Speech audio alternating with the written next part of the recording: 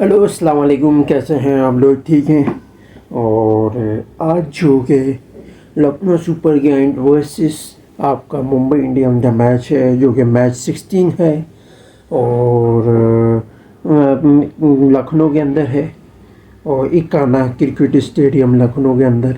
और जैसा कि आप ये स्टेडियम देख रहे हो, स्टेडियम बड़ा कमाल का है। जितना अहमदाबाद के स्टेडियम को हाइप मिलती है, नरेंद्र मोदी स्टेडियम, वो इतनी हाइप इसको भी मिलनी चाहिए। कैपेसिटी वाइज देखा जाए तो थोड़ा सा 19-20 का फ़र्क बोल सकते हो, लेकिन स्टेडियम बहुत बेहतरीन है, वेल एंड गुड है। और साइज़ भी आसपास ही होगा नरेंद्र मोदी स्टेडियम के। तो आगाज़ करते हैं। 34 डिग्री का वेदर है और अच्छा खासा, यानी ड्यू के कंडीशन कम होंगे वजह, और बॉलिंग को थोड़ा बहुत फेवर मिलेगा। नॉर्मल पिच है और पिच की जो कंडीशन है वो आपको मैं बता देता हूँ, पहले आप ये नज़र रखें। 13वां मैच हुआ था लखनऊ वर्सेस पंजाब किंग का, जिसमें पंजाब किंग ने अच्छा खासा फ़ायदा उठाया था पिच का बिहेवियर, जो कि नॉर्मल है। नॉर्मल से मुराद कि बॉलिंग और बैटिंग दोनों बैलेंस होगी। और जो यहाँ पे लोवेस्ट जो टारगेट, नॉर्मल जो टारगेट है वो 150 या 160 तक की रोकने की कोशिश करेगी, जो टॉस जीत के आपकी बॉलिंग लेंगी। और 170 180 का जो टारगेट है यहाँ पे थोड़ा सा टफ हो जाता है। और जो बॉलिंग कर रही होती है 60%, यानी उसके फेवर में होती है कंडीशन, और कुछ ना कुछ करके वो आपको दिखा दे। और अगर 200 का टारगेट होता है तो 70% बॉलिंग के फेवर में होता है। तो बैटिंग कोशिश ये करेगी कि 150 या 160 के अंदर तमाम करने की, वरना टॉस का जो फेवर है वो उलट भी सकता है। जैसे आपका कल सनराइजर हैदराबाद की जैसे पलटा, कंडीशन थोड़ा 19-20 का फ़र्क है, ज़्यादा नहीं। लेकिन समझाने का मकसद ये है कि 150 या 160 पर रोकने के चक्कर में 200 की खाली तो वो 200 रन करने पड़ गए। तो वो सेम एक अच्छी एग्जाम्पल है। और आगाज़ करते हैं। और पिच का जो आपको मैंने बता दिया, अब आ जाते हैं हम बाउंड्री की डायमेंशन पे। तो जैसा कि आप ये देख रहे हैं, पॉइंट लेग जो है वो 57 है, और थर्ड मैन आपका 62 है, और बैक का जो स्टेट है वो 60 मीटर है, और स्क्वायर लेग जो है वो 64, और स्क्वायर ऑफ आपका 70 मीटर, आपका 78 मीटर में लॉन्ग ऑफ है, 75 मीटर लॉन्ग ऑन है सॉरी, और 77 मीटर आपका इस सेट का आता है, जो कि नॉर्थ एंड कहलाता है। तो अब डायमेंशन अगर देखो, ये बेहतरीन है, well and good. Back side का है वो अगले एंड पे ओवर में वो आगे स्ट्रेट का अच्छा रहेगा, क्योंकि ज़्यादातर अब जैसे पहला ओवर होता है तो वो तो इसी एंड से होता है, तो 70 मीटर वाली बाउंड्री से। लेकिन जो दूसरा एंड होता है वो आपका 60 मीटर वाले में होता है, तो वो बाउंड्री थोड़ी कम होगी, तो बैट्समैन वहाँ से थोड़ा ज़्यादा चांसेस लेगा, ज़्यादा चार्ज करेगा, और थोड़ा फ़र्क भी पड़ता है। छक्के भी सबसे ज़्यादा इसी साइड पे आते हैं जहाँ 60 मीटर की बाउंड्री आ रही है, नॉर्थ एंड से सामने वाला दूसरा एंड में। इसी तरीके से अगर आप स्क्वाड पे नज़र रखें तो आपका जो पहली जो बैटिंग होगी आपकी, उसमें ये स्क्वाड होगा। मिचेल मार्श होंगे, एडम मार्करम और Nicholas Pooran, Rishabh Pant, Ayush Badoni, Mitchell Miller और डेविड मिलर सॉरी, और अब्दुल समद, दिग्वेश राठी और शार्दुल ठाकुर, अवेश खान और रावी बिश्नोई। ये होगा पहली का स्क्वाड, पहली बैटिंग का। और दूसरी बैटिंग में शहबाज की जगह पे आपका सिद्धार्थ आ जाएगा, और मिचेल मार्श की जगह पे आपका प्रिंस यादव आ जाएगा। तो दो की आपकी चेंजेस हो सकती है, जैसा आप ये देख रहे हो इसको स्क्रीन पे। तो और अगर दूसरी की जगह अगर पहली अगर आ जाती है बैटिंग बॉलिंग, तो उसमें ये दो ऐड होंगे। तो मुमकिन है कि समद और आपका मार्श ना हो, समद भी हो सकता है, मार्श ना हो, एक चेंजेस हो, कुछ भी हो सकता है। तो इसी तरीके से अगर मुंबई इंडियन की स्क्वाड पर आए तो रोहित शर्मा होंगे, रियान रिकिल्टन होंगे, आपका विजय, आपका सूर्य कुमार यादव, तिलक वर्मा, फिर आपका हार्दिक पांड्या, नामंदिर, फिर मिचेल सेंटनर, दीपक चार, ट्रेंट बोल्ट और अश्वानी कुमार, 2 लेफ्ट आर्म में अच्छे खासे फास्ट बॉलर है इम्पैक्ट। और अगर चेंजेस होगी तो रोहित शर्मा की जगह ये सिर्फ विघ्नेश पुतुर या आपका सत्यनारायण राजू जो खिला देता काजू, कोई एक होगा इसकी जगह। और अगर पहली बॉलिंग आती है तो शर्मा नहीं होगा, इन दोनों में से कोई एक होगा। और अब आ जाते हैं हम सिनेरियोस की तरफ। तो भैया आपका जो अच्छी खासी जो इम्पैक्ट है, देखो बॉलिंग तो दोनों की अच्छी है, लेकिन मुंबई की थोड़ी एडवांस है बॉलिंग। और पहले हम लखनऊ का हम डिस्कशन कर लेते हैं। और मार्च अगर पहली मार्च और आपका मार्करम को थोड़ा सा फंस सकता है आज के मैच में। दीपक को वो अच्छा चार्ज कर सकता है, लेकिन अश्वानी और जो ट्रेंट बोल्ट है वो फंसा सकते हैं। पांड्या और आपका क्या नाम है दीपक चार, इन दो को थोड़ा बहुत खेल लेगा, फिर भी स्ट्रगल करके टैकल कर लेगा, लेकिन ट्रेंट बोल्ट और अश्वानी कुमार फंसा सकते हैं। जिस तरीके से खेलती है, जिस तरीके से गुडलैंड इनकी आती है, गुडलैंड हो गई और शॉट हो गई, शॉट पे और स्लॉट में थोड़ा सा फंसा सकते हैं, चाहिए इसी तरीके से। और मार्च को थोड़ा बहुत पांड्या फंसा सकता है हल्का फुल्का, दीपक चार थोड़ा सा पिट सकता है, ट्रेंट बोल्ट और अश्वानी कुमार स्पेशली फंसा सकता है इसको। ये होगा आपके। और दोनों मिलके आपके कम से कम आपके पहली इनिंग में आपको 20-30 रन आपको दे दें, दूसरी 20 या 40 का आप अराउंड आंकड़ा लगा लो दोनों मिलके। दूसरी इनिंग में आप एक्सपेक्टेशन कर सकते हो कि 50-60 वाली इनिंग दे दो दोनों मिलके पावर प्ले में। और पूरन का आप कह सकते हो कि वो एक ही बैटर बॉलर से थोड़ा टैकल कर सकता है अगर पावर प्ले में जल्दी आ जाता है, वो बॉलर है अश्वानी कुमार। बाकी बॉलर्स को वो सरवाइव कर जाएगा, ज़्यादा तेज़ हिटिंग नहीं करेगा, जैसे करता है ना उस तरीके से नॉर्मल खेलेगा। आप जैसे 150 की स्ट्राइक रेट से या 160 की स्ट्राइक रेट से एक्सपेक्टेशन रख सकते हो। और लखनऊ की बैटिंग थोड़ी सी स्ट्रगल कर सकती है और पूरन के दम पर ही इनकी बैटिंग चलती हुआ रही, वरना अदरवाइज पूरन डाउन होता है तो ये भी डाउन हो जाते हैं।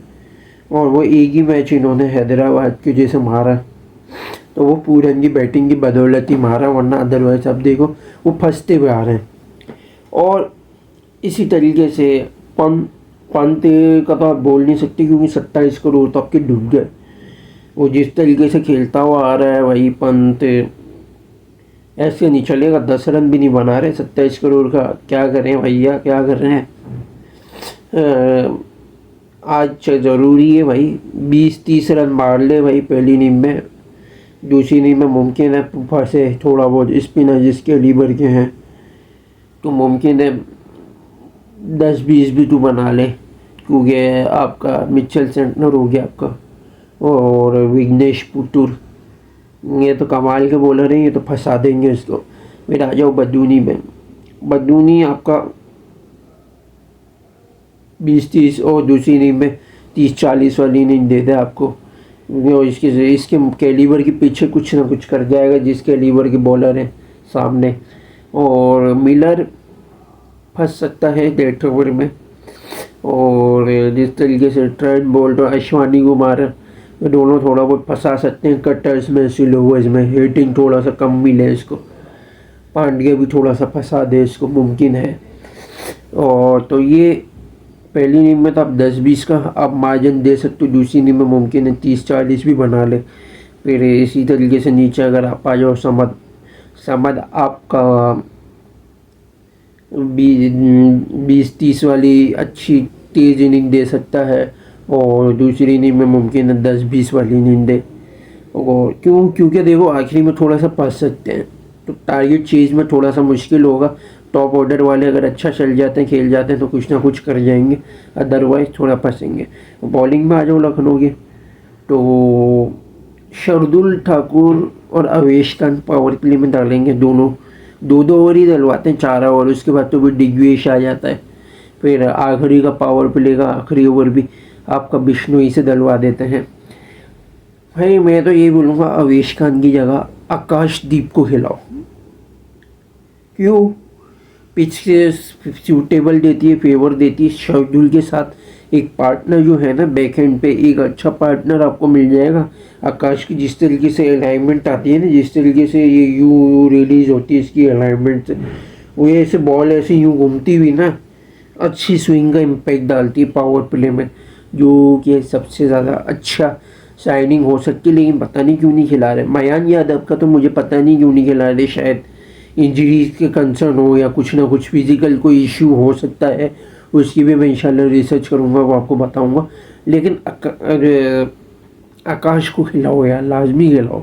बहुत अच्छा बॉलर है, मेन बॉलर आपका बन सकता है शार्दुल के साथ। शार्दुल अकेला खाली फंसते हुए बॉलिंग कर रहा था, बाकी पिट रहे होते हैं। दिग्विजय अगर थोड़ा बचा लेता तो थोड़ी बहुत सपोर्ट आ जाती है, वरना अदरवाइज मार लग रही होती है। वो पावर प्ले में हम शार्दुल से फिर भी 2 विकेटों की एक्सपेक्टेशन रख सकते हैं पहली इनिंग में। दूसरी में आप 1-2, और दिग्विजय आपको 1 विकेट दे सकता है दूसरी इनिंग में। पहली में आपको शायद 2 दे दे मिड को और पावर प्ले को मिला के। इसी तरीके से अगर आप आ जाओ, अवेश 1 विकेट दे दे आपको, दूसरी इनिंग में आपको मुमकिन है रन रोक के या पिट सकता है, विकेट ना दे आपको। इसी तरीके से रवि बिश्नोई आपका पावर प्ले के बाद अगर आता है, तो जिस कैलिबर के बैट्समैन है फंसा सकता है। बिश्नोई आज फंसा सकता है। तिलक वर्मा थोड़ा सा हार्ड आएगा इसको, बाकी ये बैटर्स को फंसा सकता है। अगर पहली इनिंग में मुझका जादू चल जाता है, तो आज ये 3-4 विकेट कम से कम आप एक्सपेक्टेशन है, कुछ 4 से 3 विकेट आपको देगा। और अगर दूसरी इनिंग में आते हो, दूसरी इनिंग में मुमकिन है आपको 2 से 3 विकेट आपको दे। इसी तरीके से फिर आप आ जाओ नीचे डेथ ओवर में।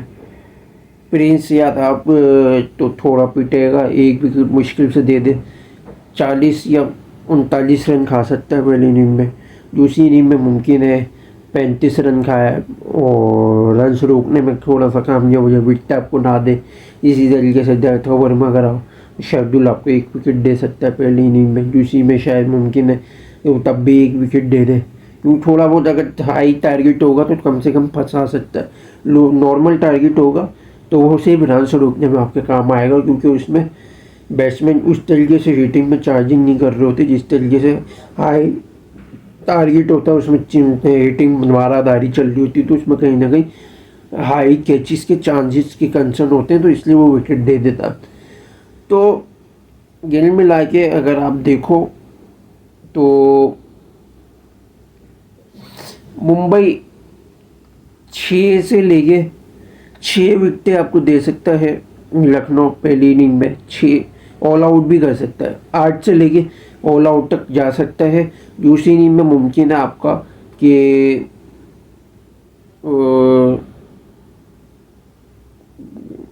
मुमकिन है कि 6 से 8 आपकी दूसरी इनिंग में हो, या मुमकिन है 4 से 6 भी हो, वो कुछ भी हो सकता है। इसी तरीके से मुंबई इंडियन का आ जाए, मुंबई इंडियन में आपका जो रोहित शर्मा है, रोहित शर्मा आपका इम्पैक्ट दे सकता है पहली इनिंग में, थोड़ा सा फंस सकता है, और वो है दिग्विजय।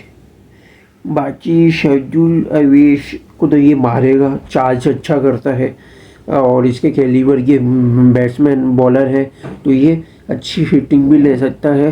तो मुमकिन है कि पहली इनिंग में 20-30 बनाए, दूसरी इनिंग में मुमकिन है कि 30-40 बनाए, और पहली इनिंग में अगर 30 खेल लेता है, दिग्विजय अगर 5वें ओवर में आ जाता है तो गिरा देगा, मुमकिन है 20 बनाए या 30। जो दूसरी इनिंग में भी आपका कह सकते हो कि 30-40। शायद पहले ओवर में दिग्विजय को टैकल कर ले दूसरी इनिंग में। मुमकिन है कि पावर प्ले के बाद ही विकेट दे और अच्छे खासे मार्जिन से रन बना के जाए। इसी तरीके से रिकिल्टन थोड़ा सा फंस सकता है अवेश या शेड्यूल की बॉल पे।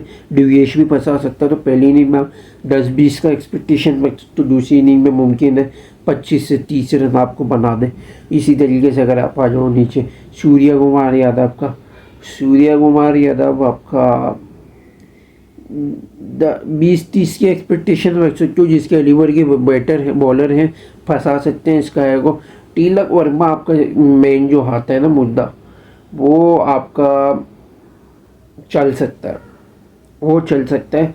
तो उसका आप कह सकते हो कि 60-70 वाली इनिंग दे पहली इनिंग में। दूसरी में मुमकिन है कि 60-70 या 80 वाली इनिंग दे आपको। तो आज मेरे को लग रहा है तिलक वर्मा का दिन है। तो इसी तरीके से हार्दिक पांड्या का तो मैं कुछ बोलूँगा नहीं कि भाई ये तो आता है सुस्ती की दुकान बना हुआ होता है, उस तरीके से शूटिंग नहीं ले रहा होता, उस तरीके से बैटिंग में उसकी इंटेंट आ ही नहीं रही। अक्सर बाज़ आगाज में देख रहा हूँ कि इसकी बैटिंग की वजह से बहुत ज़्यादा स्ट्रगल करती है, हार भी जाती है मुंबई। तो भाई देखना होगा, पांड्या अगर आता है 10-20 वाली इनिंग देगा वही सी लोग 100 या 120 की स्ट्राइक रेट से। और अगर दूसरी इनिंग में तो मुमकिन है कि भाई 15 या 25 रन बना दे। और इसी तरीके से नामंदी का बोल सकते हो 20-30, दूसरी में आपको 25-35 बोल दो आप। मिचेल सेंटनर का आप ज़्यादा बोल नहीं सकते, पहली इनिंग में 10-15, दूसरी इनिंग में आप 15-20 बोल सकते हो, क्योंकि जब तक इसकी बारी आती है अच्छे खासे ओवर बॉल्स निकल चुकी होती है, तो एंड का जो खुर्चन होता है वो इसके खाते में आता है। तो जितना हो सकता है ये अपने खाते में इनिंग रन डालने की कोशिश करता है। इसी तरीके से अगर बॉलिंग में आओ तो बॉलिंग में अच्छे खासा ऑप्शन है। ट्रेंट बोल्ट हो गया, अश्वानी कुमार हो, दीपक चाहर हो गया। ट्रेंट बोल्ट आपकी 2 विकेटें ले सकता है, दीपक चाहर 1 विकेट ले सकता है पहली इनिंग में, दूसरी इनिंग में और अश्वानी कुमार आपकी 2 विकेटें ले सकता है। और सेम टू सेम अगर स्पिन में अगर देखा जाए तो मिचेल सेंटनर पांड्या भी आपकी 2 विकेटें ले सकता है, और मिचेल सेंटनर आपकी 2 विकेटें ले सकता है। और मुमकिन है देता वर्मा अगर आप देखो तो पहली इनिंग में पांड्या हो गया और अश्वानी कुमार 1-1 विकेट ले लें। दूसरी इनिंग में ट्रेंट बोल्ट और दीपक चाहर थोड़ा पिट सकते हैं या रन्स रोकने में कामयाब हो जाए। दूसरी इनिंग में अगर आप देखो तो अश्वानी, ट्रेंट बोल्ट और दीपक मिलके 3 विकेटें ले लें, तीन खाते में, या 2 भी ले सकते हैं दीपक की चार में के खाते में अगर विकेट ना आए। और इसी तरीके से सेंटर के 1 आ जाए, पांड्या का 1। और ये अगर देखा जाए लखनऊ का तो भैया पहली इनिंग में और 8 से 9 से 10 तक विकेटें गिर सकती हैं, ऑल आउट भी हो सकती कंसर्न है। और अगर दूसरी इनिंग में आप देखो तो लखनऊ थोड़ा बजा सकती है, अगर टॉप ऑर्डर से जिस तरीके से पूरन बजाता है तो वो अगर चल गया तो मुमकिन है कि भाई मुंबई का 4 या 5 विकेट का हम मार्जिन लगाए दूसरी इनिंग में, 74 की लॉस हो जाए। तो ये थी हमारी सिनेरियो, स्टोरी लंबी हो गई। अब आज की हम प्रेडिक्शन पर आ जाते हैं।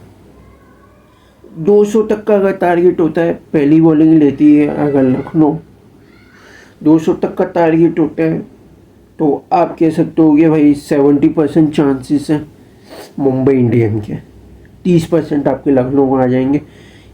और अगर 180 का टारगेट होगा तो भैया 40% होंगे, 60% तब भी मुंबई इंडियन का। और अगर 160, 170 व 50-50 का भी मार्जिन लगा सकते हो। 150 और 160 का टारगेट होगा, आप 100% आप लखनऊ के खाते में डाल सकते हो। मुंबई के 0% हो। सेम टू सेम अगर मुंबई का आता है तो मुंबई आपका 200 अगर होता है तो लखनऊ अगर 200 कर लेता है, मुंबई के आप कह सकते हो 20% चांसेस, या 30 भी आप बोल दो, चलो 30 लगा लो। 180 40%, 170 50-50 आप बोल सकते हो। उससे नीचे होगा तो मुंबई के आप कह सकते हो 150 पे 160 पे 60% बोल सकते हो, 150 पे 70 से 80% दे सकते हो। अब उसका रीज़न ये लखनऊ का होम ग्राउंड है, तो लखनऊ को थोड़ा सा एडवांटेज होगा। देखा जाए तो बैटिंग दोनों की बैलेंस है, बराबर है, सही है। फ़र्क ये है कि एंकर और थोड़े अच्छे जो इनिंग को चलाने वाले मुंबई इंडियंस के पास है, और जो अच्छे जो ज़्यादातर जो रन्स को तेज़ बनाने वाले हिटर वो लखनऊ के पास है दोनों की बैटिंग बराबर बैलेंस। बॉलिंग अगर देखी जाए तो बॉलिंग हम थोड़ा सा मार्जिन मुंबई को ज़्यादा देंगे, क्योंकि मुंबई के पास फास्ट बॉलिंग ऑप्शन अच्छे हैं, न्यूज़ हिलाने वाले डेथ ओवर के अच्छे ऑप्शन है, मिडिल में स्पिनर्स के सबसे अच्छे ऑप्शन इन्हीं के पास है, तो थोड़ा सा मार्जिन आप मुंबई को दे सकते हो। तो अदरवाइज अगर देखा जाए आज की अगर हम फाइनल प्रेडिक्शन, आज हम नज़रअंदाज नहीं करेंगे, सारी चीज़ों को मैं मद्देनज़र रखते हुए मैं आपको सारी चीज़ें बताता हूँ कि अगर देखा जाए तो मुझे दोनों का आंकड़ा ना 50-50 लग रहा है।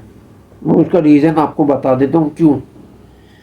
उसका रीज़न ये है कि भाई मुंबई बॉलिंग के मामलों में थोड़ा सा हाई तो है लखनऊ का, लेकिन लखनऊ के पास एक होम एडवांटेज है, तो दोनों के एक खाते में फ़ायदे और जो स्ट्रेंथ है दोनों को मिला के अगर देखें तो 50-50 का मार्जिन बन रहा है।